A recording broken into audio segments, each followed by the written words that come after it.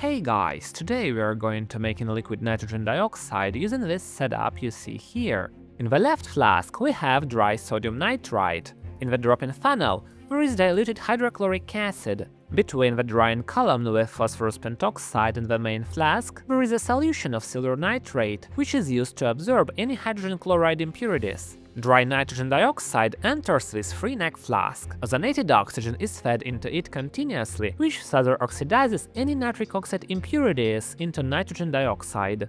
From the right outlet tube, dry nitrogen dioxide flows into a glass test tube coil. During the process, it's cooled with a mixture of ammonium nitrate, salt and ice, which gives a temperature of about 20 degrees Celsius below zero. So let's start the synthesis. To do this, we need to slowly add hydrochloric acid to the sodium nitrite. At the very start of the synthesis, there was an unfortunate accident.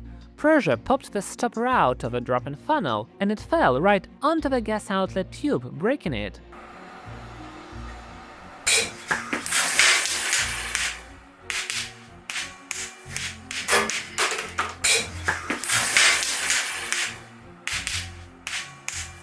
So I replaced the gas outlet tube and continued the synthesis. After a while we can see how much liquid has collected in our glass test tube coil. Oh, look how the drops slide down the glass coil and collect in the test tube. In the end we get a pretty good amount of greenish-blue liquid. But this is not pure liquid nitrogen dioxide, it's a mix of blue dinitrogen trioxide and brown nitrogen dioxide. Later we will oxidize this mixture to get pure brown liquid nitrogen dioxide. When the glass test tube coil is almost full, the synthesis can be stopped. By the way, the flask with silver nitrate turned blue. This happens because nitrous acid forms in it, and it has that color.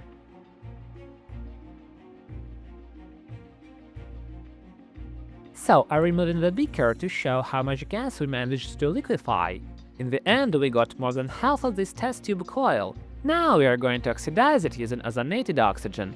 To do this, I directly connect it to an ozone generator and start passing oxygen with a high ozone concentration through this liquefied gas. At the same time, the color of the liquid gradually changes from dark green to light green, and after complete oxidation, it finally becomes light brown. Look at this, this is liquid nitrogen dioxide. In the liquid state, it's mostly present as dinitrogen tetroxide, but for simplicity, I'll refer to it as liquid nitrogen dioxide. Dinitrogen tetroxide has a pale yellow, almost colorless appearance. It forms when liquid nitrogen dioxide is strongly cooled. So, if I place a sealed ampule of it into liquid nitrogen, the amount of dinitrogen tetroxide will increase significantly, and the liquefied gas will turn a pale yellow color.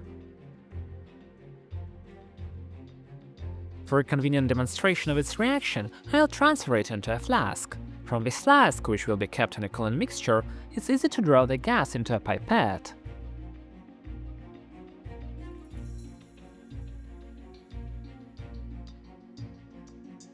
After I pour the liquid nitrogen dioxide into the flask, I place it in an ice salt bath. At this temperature, it can be stored well without noticeable evaporation. So for the first experiment, I want to show nitric oxide, which I have frozen in this test tube. However, because of moisture and oxygen, we can also see blue and green colors in the test tube. These are impurities of other nitrogen oxides. Now, if I bring a pipette with light brown liquid nitrogen dioxide to this test tube, its tip will instantly turn green due to the formation of dinitrogen trioxide. Dinitrogen trioxide is dark blue in both its solid and liquid states. This is what liquid dinitrogen trioxide looks like. Its formation can also be demonstrated in the reverse way. I'll pour a small amount of nitrogen dioxide into a test tube and insert a glass tube through which I'll pass nitric oxide. With this method, no visible changes occur. For a reaction between these nitrogen oxides to take place, the mixture needs to be cooled.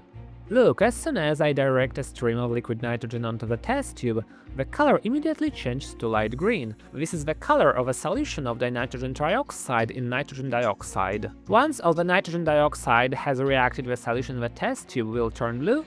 This is pure dinitrogen trioxide.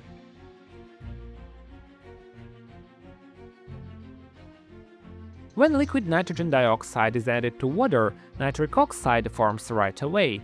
This is easy to see from the color change.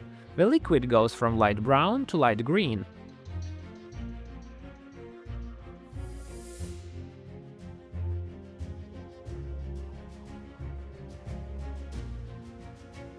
I found the slow-motion footage of this oxide dissolving in water really fascinating, so I couldn't resist adding it to the video. This dinitrogen trioxide reacts much less actively with hydrazine than liquid nitrogen dioxide does. Let's compare these reactions.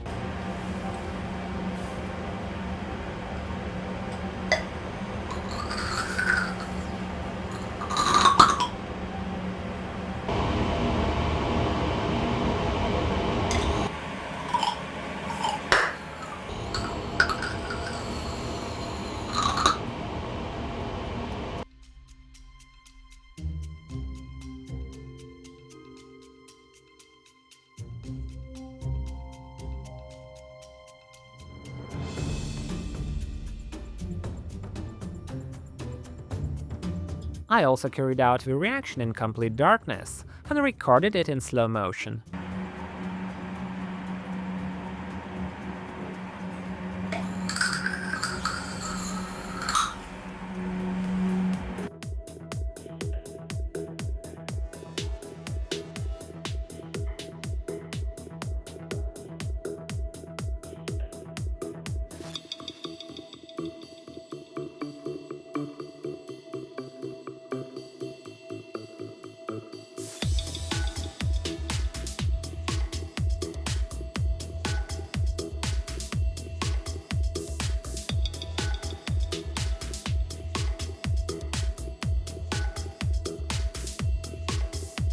Not only hydrazine, other amines also react very vigorously with nitrogen dioxide.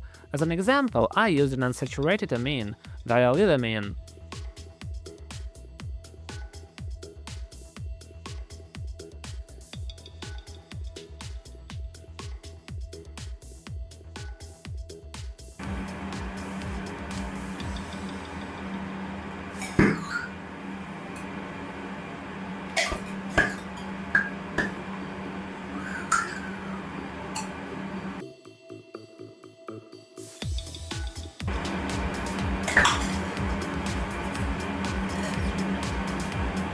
Now I'd like to ask you to explain the next experiment.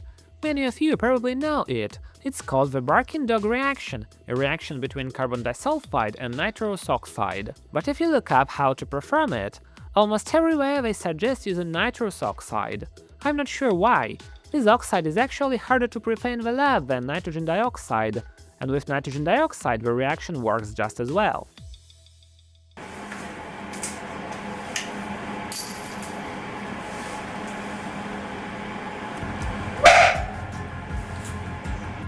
I even like it more because you can clearly see the brown gas lose its color. Write your thoughts about this in the comments.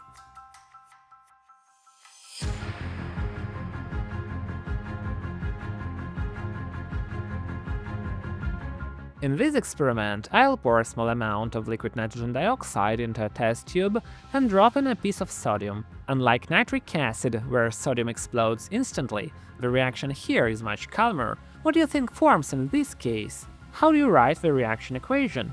Share your ideas in the comments.